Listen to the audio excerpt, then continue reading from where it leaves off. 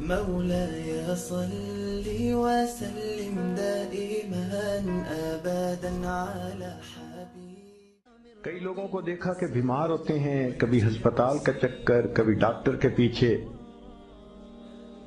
تو نبی علیہ الصلوۃ والسلام نے ایک حدیث پاک میں فرمایا،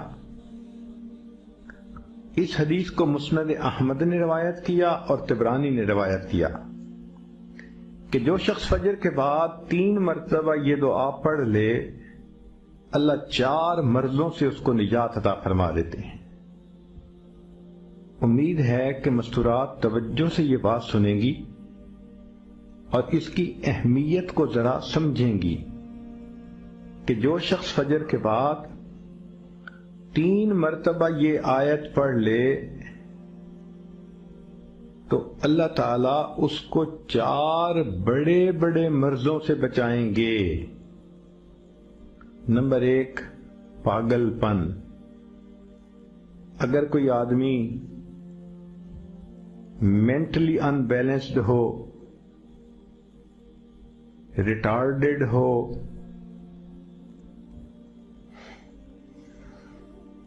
یا جس بندے کو چیزیں بھول جاتی ہوں یا چیزیں یاد نہ رہتی ہوں، ذہن سے متعلقہ جو بیماریاں ہیں وہ اسی پاگل پن کے زمرے میں آئیں گی. یا کسی کو مرگی کی بیماری ہوتی ہے، وہ بھی اسی زمرے میں آئے گی. تو پہلی بیماری جو اللہ تعالیٰ دور کرتے ہیں وہ ہے پاگل پن. اور دوسری بیماری کوڑ پن. کوڑ پن کہتے ہیں چہرہ بدصورت ہو جانا. یہ بھی ہو سکتا ہے کہ برس کی بیماری ہو جائے، جیسے بعض عورتوں کو جلد بالکل سفید ہو جاتی ہے اور عجیب بدنما چہرہ ہو جاتا ہے. یا کئی مرتبہ جسم پہ تل اتنے نکل آتے ہیں، دانے اتنے نکل آتے ہیں کہ چہرہ بدنما ہو جاتا ہے. یا چہرے پر داغ پڑ جاتے ہیں کالے رنگ کے.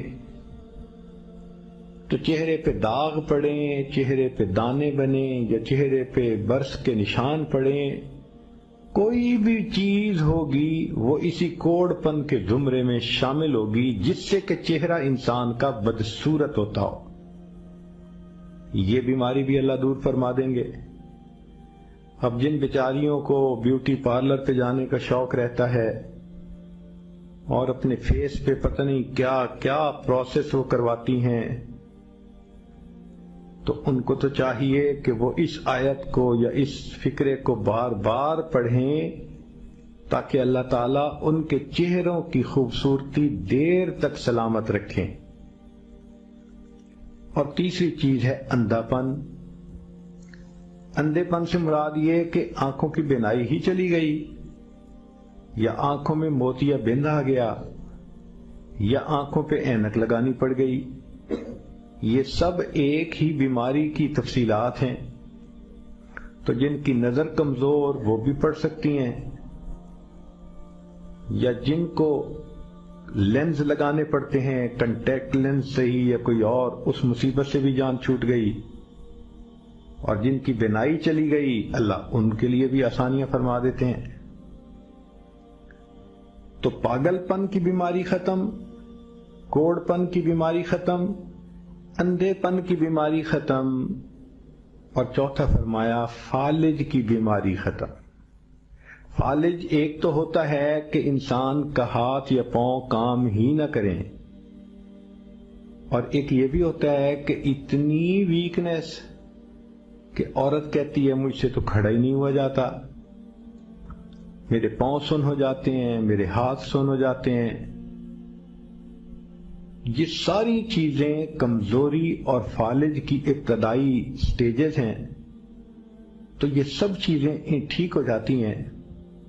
اب بتائیں کہ اتنی بڑی بڑی بیماریوں سے جس بندے کو بچنے کی خوشخبری مل رہی ہو تو وہ تو پھر اس عمل کو کیے بغیر رہ ہی نہیں سکتا.